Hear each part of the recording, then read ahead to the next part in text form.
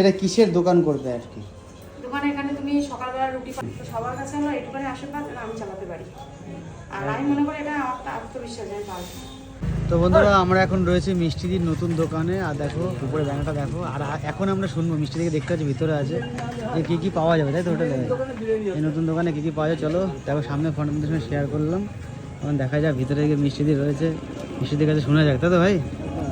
মিষ্টিদি, মিষ্টিদি, এই যে দেখো তুমি দোকান খুলে পারলে না, আমরা ব্লগাররা হাজির। ভালো তো, তোমাদের জন্যই তো সব।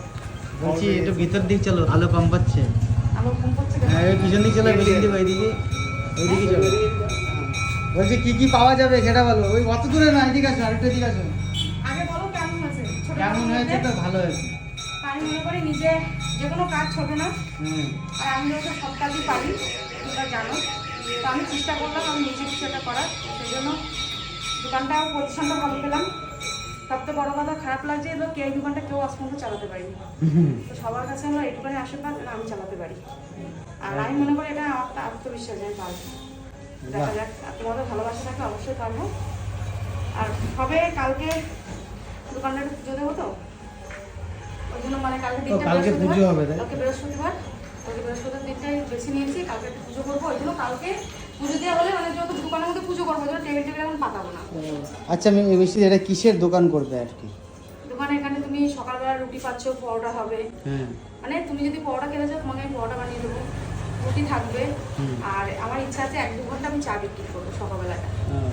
যেহেতু এখানে আমার আশেপাশে লোকজন আছে, যারা অনেক দাদারা আছে, কাকারা আছে, বলে চা বানাবি 1-2 ঘন্টা। মানে তুমি আমি পারলে মানে যদি দেখি যে আমার সময় আছে 1-2 ঘন্টা, একটা সকাল সকাল উঠে 1-2 ঘন্টা আমি চা বিক্রি করবো।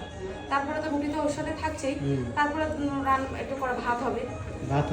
ভাতের সাথে যেরকম থাকে থালি হবে, সবজি ভাত, মটন চিকেন, কিছু হবে না। মটন চিকেন সবজি সবই পাওয়া যাবে, তাই তো? অল্প অল্প কম বেশি করে পাওয়া যাবে। কম বেশি করে আমি আহামরি কিছু করবো না। আর রাত্রে সেম রুটি তরকারি এগুলো থাকবে।